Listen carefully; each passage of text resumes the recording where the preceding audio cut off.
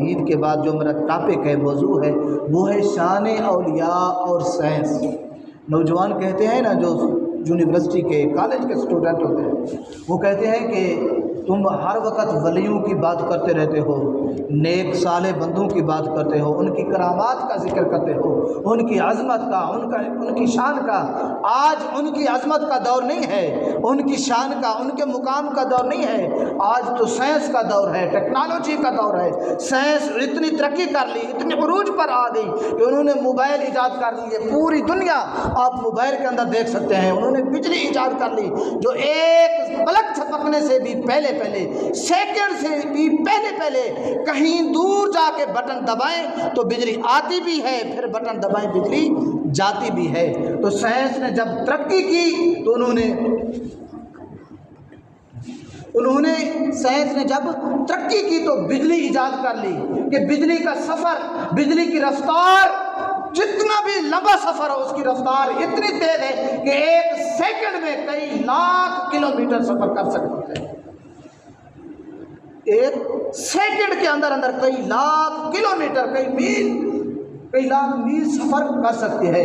مگر قرآن پڑھ کے دیکھیں، کیا اللہ رب العزت نے اولیاء اللہ کو یہ شان دی جو سائنس نے ترقی کر لی؟ تو ہاں، قرآن پاک کے اندر واقعات بے پناہ موجود ہیں۔ نوجوان موبائل پر بھیج دیتے ہیں کہ شکر ہے کیمرہ ایجاد ہو گیا، آج وہ ولی نہیں رہے، کیمرے نے آپ ان ولیوں کا خاتمہ کر دیا۔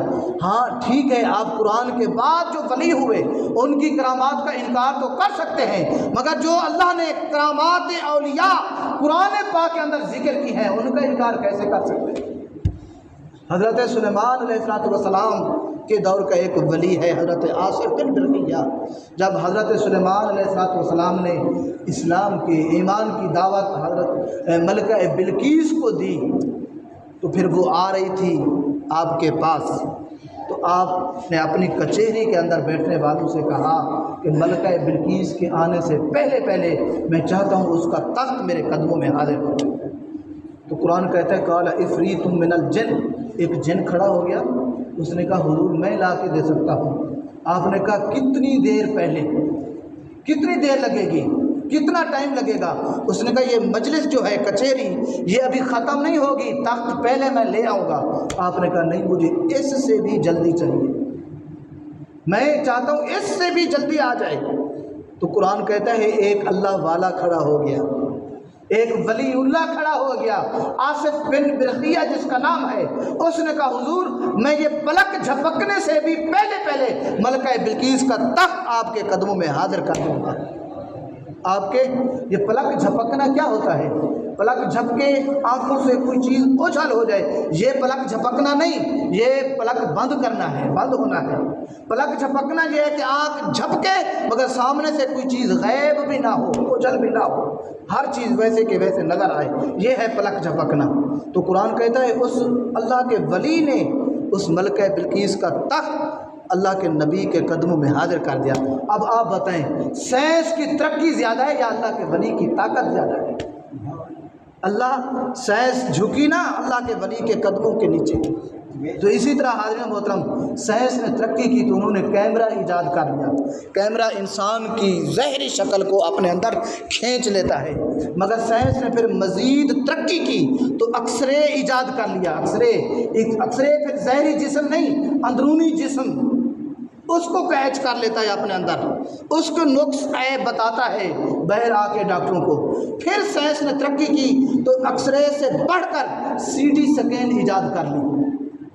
سی ٹی اسکین پھر ایک ایسا آلہ ہے جو ایکس رے سے بھی اپ ہے، زیادہ اونچا ہے، زیادہ معیاری ہے، طاقت والا ہے، ترقی والا ہے۔ وہ جو چیزیں ایکس رے کے اندر نہیں آ سکتی تھیں، سی ٹی اسکین نے آ کر ان چیزوں کو اپنے اندر کیچ کر لیا، ان چیزوں کو۔ اب آئیے دیکھتے ہیں کیا یہ طاقت اولیاء اللہ کے پاس بھی ہے؟ کیا اولیاء اللہ بھی باطنی چیزوں کو دیکھ سکتے ہیں؟ تو ہاں، حضرت سلطان بہو رحمۃ اللہ علیہ کا ایک واقعہ ہے۔ آپ کے دور میں پیدل، چونکہ اس وقت سواریاں نہیں تھی، ایک بارات جا رہی تھی، رات ہو گئی، وہ راستہ بھول گئے، انہوں نے جانا تھا احمد پور سیال جو جھنگ کا علاقہ ہے، تو رات کو حضرت سلطان بہو اللہ کی عبادت کر رہے تھے مصلی بچھا کر. ان سے جب ان بارات والوں نے راستہ پوچھا کہ ہمیں احمد پور جانا ہے، اس کا راستہ بتا دیں.